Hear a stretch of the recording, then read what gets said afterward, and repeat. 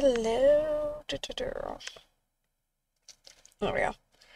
Hello, Internet, and welcome back to the story Nook. Today we're going to be reading some revenge stories.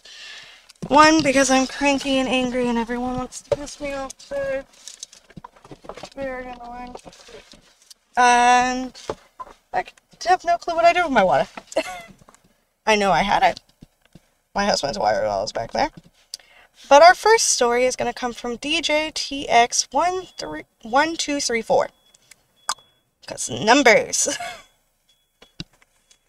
I cost a mobile home park potentially thousands after their tow company unfairly towed my car.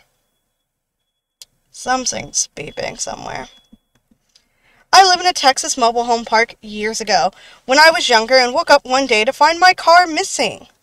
When I called the police to report it stolen, I was informed that it had been towed.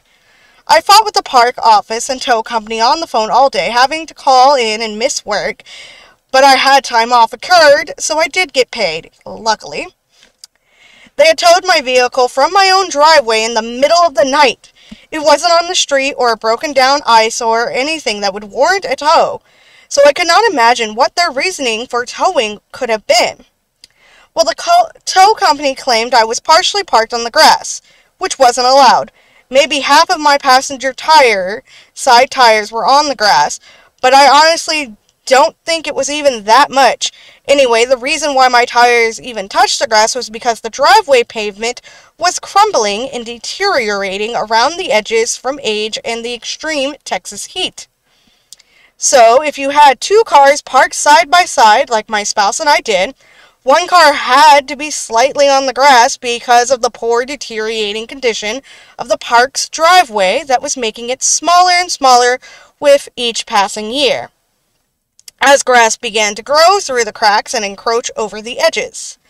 After getting absolutely nothing but apathetic hostility from both the park office and the tow company, I called city code enforcement and got them to come out to inspect my driveway that same day. They found that the drive did not meet code, which required it to be so many feet wide by so many feet deep.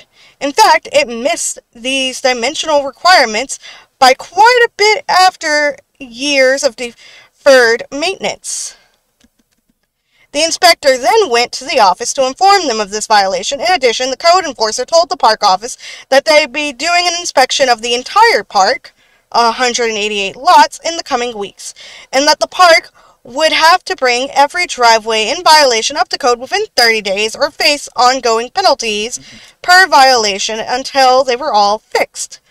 This meant they were going to be on the hook for thousands of dollars in repairs and perhaps additional thousands in fines if they didn't correct every violation noted in the allotted time frame. So I got my car back from the tow company at the end of the day without having to pay any fees.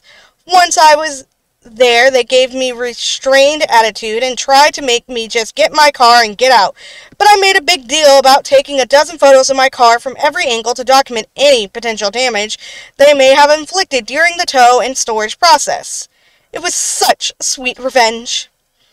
By the way, the park was a great independent place when we moved in, but became a gluttonous monster once a national corporation bought them out, because of course they always do.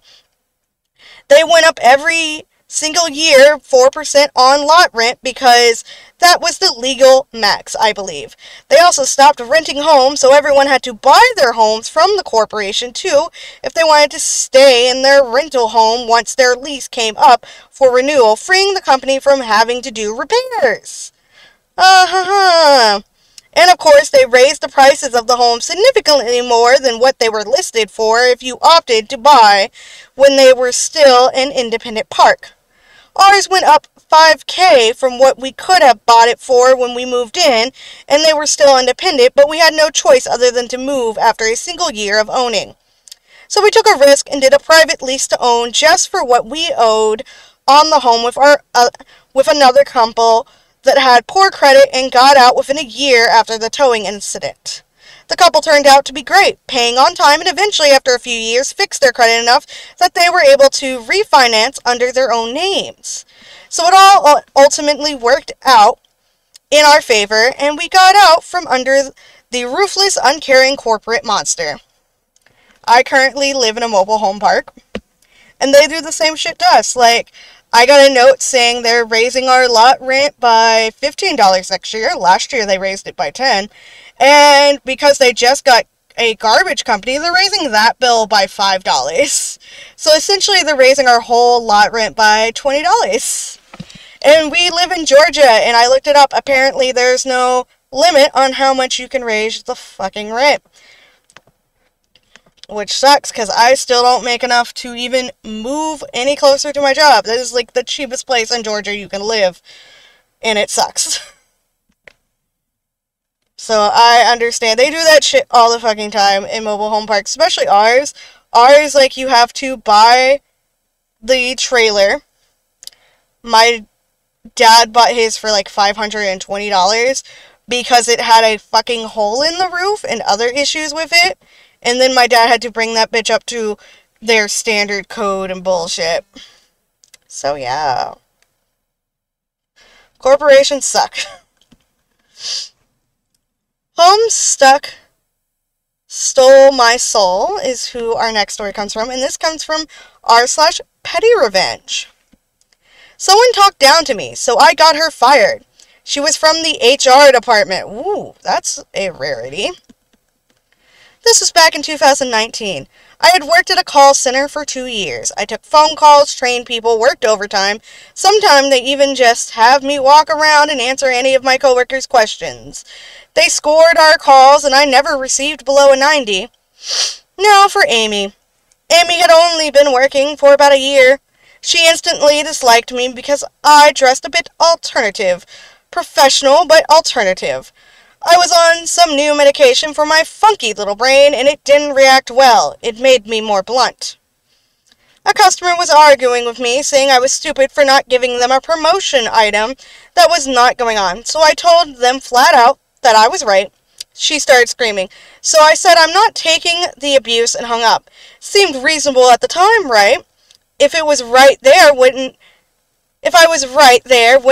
be a story, though. I got called in the day after next. They fired me for hanging up without a warning, and my manager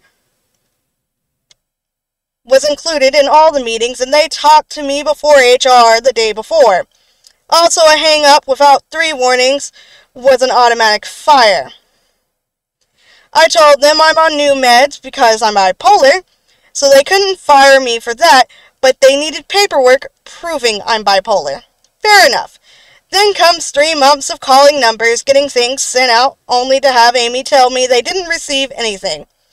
When they had meetings, she would talk down to me, tell me being good at my job didn't matter because I was only still there because of my excuse with your meds. She even ignored 2 of my managers saying I deserved to stay because I was great at working. She kept on saying my paperwork was lost. Later, when we were all work from home, so I decided to move. And she found out, telling me she had to approve it before I did so, and that she would approve it. I moved, and about 2 weeks later, she broke me. She had scheduled me for 3 12-hour days in a row, which I had said I cannot work those in a row. And at 2, she didn't schedule me directly. She went through some managers who didn't like me. I was told by one of my managers who did like me. Amy told me I needed to show up or there would be actions taken against me. I got online and started working. At lunch, I logged off and sent an email to everyone, saying that I had great managers and coworkers and it was a great job, but sadly I just couldn't stay because Amy was making my job rough. I named her in that email, then logged off and went to sleep. I got a call the next day from the head of HR begging me to come back, saying that Amy decided to leave for a different opportunity, and said we could discuss a raise. I said thanks, but no, and never looked back. Never thought I'd share this, but after listening to r/videos for so long, I figured I should add my own. r/ is a great YouTuber. I listen to his videos all the time. He's wonderful. TLDR, HR lady was rude and condescending. I quit, blaming her as the reason. HR fired her and tried to rehire me. Yep, they will do that sometimes. They really, really will. It's kind of hilarious. Like, one of my coworkers, they got a job that pays better, like, by $2 whole. It pays 19 an hour versus the 16.50 she was making. And I think it came with a little bit extra because she was bilingual. And they tried getting her a different position here that was supposedly pay more. But it's whatever. And now they're trying to get my husband into another position, but they're trying to figure out a price to get him to actually do it. So yeah. We'll see how that goes. Our next story is also from r/Petty Revenge, and it's by Pertucci. My father keeps hanging up the phone while I'm still talking, so I decide not to call him back, and that's why his house lost electricity for a while. I just read a post about someone's dad who never hangs up the phone himself. My dad's the exact opposite, and it reminded me of an incident that happened a few weeks ago. My dad disconnects the calls once he's gotten what he wants out of it. No goodbye, no I'm hanging up now, or anything else. It drives me batshit crazy. I take care of the utilities for his house, i.e., I pay his electric and phone bills. A few months ago, it was time to pay the electric bill. But I was having bank issues and the payment wasn't going through. So I called him to let him know this issue and to ask if he would mind paying the bill himself this time, as it was the last day for the payment. I am not exaggerating when I had to call him 6 times just to get just this one point across because he kept hanging up thinking I was done speaking. I almost threw my phone at a wall. It was so frustrating. I think all he got from my call was, today's the last day to pay the bill, and he assumed that I was calling to tell him that I had paid it. I was so frustrated at that point that I didn't call back. If he doesn't want to listen to what I have to say, he may as well bear the consequences of it. 2 weeks later, the electricity connection to his house got disconnected. He called me up shouting about unpaid bills. I calmly told him that I had called him about it, and since he kept disconnecting the numerous calls I placed, I assumed he had handled it. Anyway, it's almost festival season in my country, and I'm so busy that I won't be able to sort out his issues for at least another 2 weeks. He's going to have to figure it out himself. Have fun taking multiple trips to the government-run electricity board office, Dad. Edit to clarify a few things and stop hateful DMs. My culture is Indian. Excuse me, cough.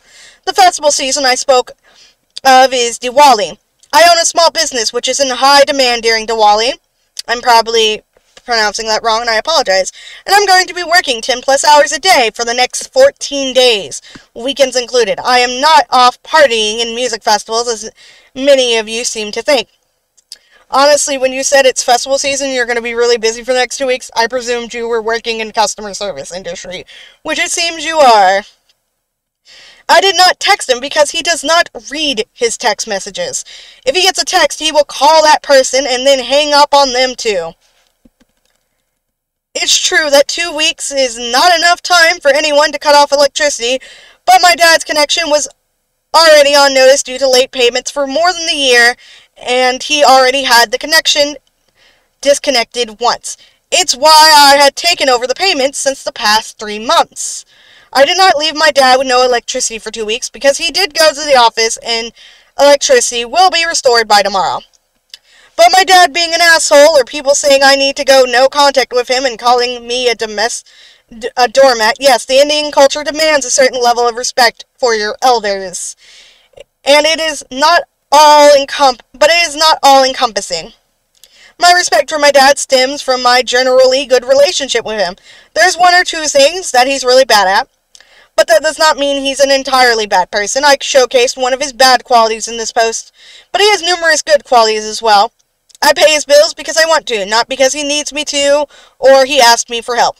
He's perfectly capable of it financially. No person is perfect, but I try not to make a habit of vilifying anyone for a few flaws, especially not my own dad, who is probably very proud to have me as his daughter. I will take him to visit a doctor in 2 weeks' time to check for neurological diseases like dementia. Thanks for the tip. I am not suicidal by any means. Please stop reporting me to Reddit Cares thank you. Yeah. So, I don't know much about the Indian culture other than, like, I'm white, and family means a lot to a lot of cultures, especially Indian and other communities. Family and respect for your elders is just a thing. And it's a very complex thing. It's not, as far as I'm concerned, it's very complex. I'm white and I live in America. So, can't really talk about it. I do get it. Your dad, like, he has that habit of just hanging up the phone because he thinks, oh, you're done talking. It is a rude habit. I am glad, like, some people are just like, hey, have you checked dementia, maybe? I'm not sure if that's a sign of dementia. Who knows? But our last story today is going to come from Pro Revenge. So, woo.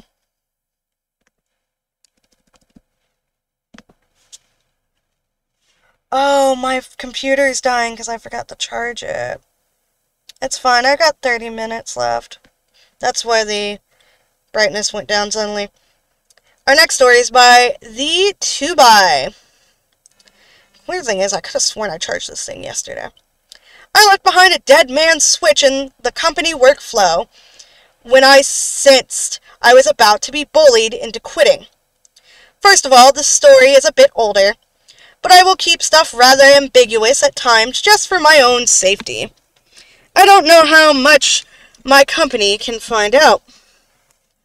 I hope I can put it into words so everyone can understand, especially as English is not my first language. Also, there will be a TLDR at the bottom. Also, there are some Google translations in this, so please be merciful. So, let's get started. I started working in logistics at a company that builds things.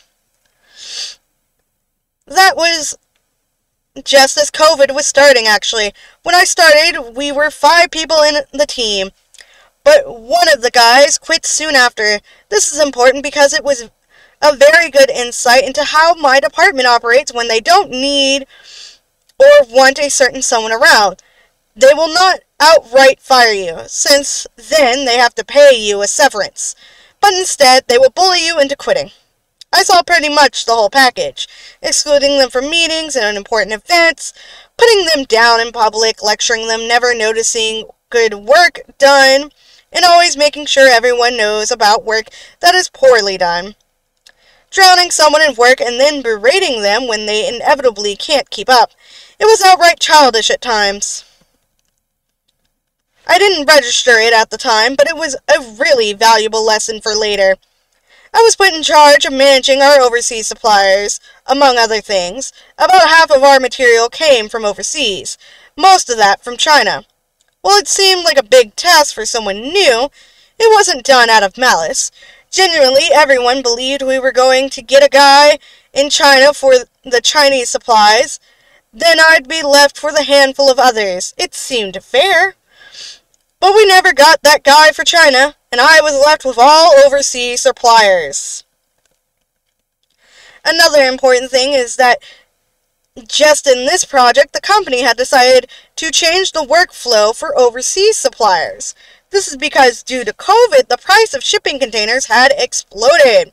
To explain it as simply as possible, previously the suppliers were responsible for filling our containers and bringing them to the harbor. We were responsible for picking them up from the harbor and bringing them to us. However, due to demands and many other things, sometimes we just needed 2 or 3 pallets of parts, where a dozen or more could fit inside a container. So we were shipping a lot of air. The new workflow would have the suppliers bring the parts to an external warehouse, one in the US, one in China. Then we would load them into containers to get the containers as full as possible, and then bring them to the harbor and then into our plant. This way we needed to rent far fewer containers. This complicated things because it erased the direct contact from us to the suppliers, and there was no official method how we were going to keep in contact with suppliers. Excuse me, that was a burp. Tell them how many parts we need, how to package them, if there were any changes requested, etc. During that time, I was left mostly alone to deal with it, and I set up a system with Excel. It was mostly manual, rather simple, but it worked well. It worked so well that one of the suits even chatted with me about it for a bit, since he wanted to make it a standard in future projects. And also, this is very important, I was the only one who actually knew all our overseas suppliers and their contacts. Some of you might be able to tell where this story is going already. So during the entire time, nobody had actually bothered to ask me to explain to them how my system worked or where I kept track of all the supplier excuse my lip. All the supplier contacts. All of this data was hidden on like slide 800 of some Excel file I had saved in a folder titled Part Pictures, which was otherwise filled with pictures of parts. Now, moving forward, as COVID began dying down, the department, for whatever reason, decided they didn't need me anymore. I have theories, but nothing certain, so I will just leave it at that. I pretty much saw precisely the same thing go down as I had seen with that one guy who had left shortly after I started. All the bullying. I thought to myself at first that if I pulled through and kept doing a good job, and I believe I did a good job, they would eventually cool down, but they didn't. After 2 months of that, I said fuck it, and decided to just sit out and endure until the Christmas bonus we get every year, and then handed my notice. And also, I just delayed teaching anyone how my system worked until I was gone. And that is pretty much how it happened. Off topic. For my own future employment, I actually lucked out. One of the local suppliers I was managing had a really chill guy as a managing director. I gave him a call, explained I was about to be unemployed, asked if they needed staff. He then called me in for an interview. We talked about anime for an hour while his HR lady looked confused about what a Attack on Titan was, and he told me I can come in the moment I am done with my then current job. Back on topic, a month into working at my new job, I got a call from my old job. The department manager. To his credit, he was always a reasonable man. He told me in plain words that they had no idea where the fuck to even start with the Chinese suppliers. He then offered me my old job back with a very respectable pay increase. I explained that I already had a new job. 2 days later, I got another call where the same manager offered me many times my monthly salary just to come in for 1 week and instruct my old team in how my process functioned. Introduce them to all the contacts, etc. I told him I refused because of the way I had been treated by them when I worked there.